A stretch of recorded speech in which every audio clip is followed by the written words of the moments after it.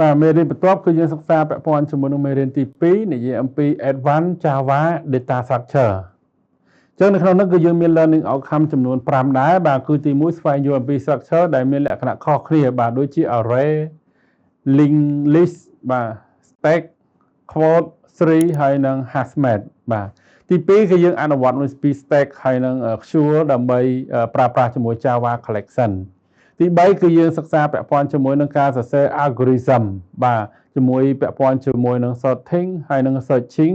ក្នុងការប្រើប្រាស់ structure ផ្សេងៗ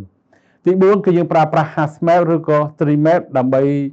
រកផ្ទុកនៅទិន្នន័យឲ្យបានលឿនបាទទី5គឺយើងវិភាគពេលវេលា complexity បាទដូចជាការប្រើប្រាស់ operation នីមួយៗបាទនិស្សិតយល់ដឹងអំពីប្រសិទ្ធភាពនៃ memory ហើយនិង speed content របស់យើងមានចំនួន6បាទទី1គឺ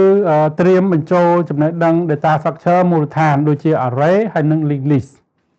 ទី2គឺយើងសង្ខេបរចនាសម្ព័ន្ធ array បាទមានដូចជា linked list stack Azure tree ហើយនិង hash map ទី3គឺករណីប្រើប្រាស់ data structure មួយចំនួនដូចជា use case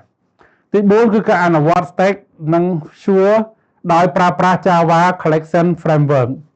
ទី5ការសរសេរ searching sorting នៅលើ data structure បញ្ចូលកំណត់ algorithm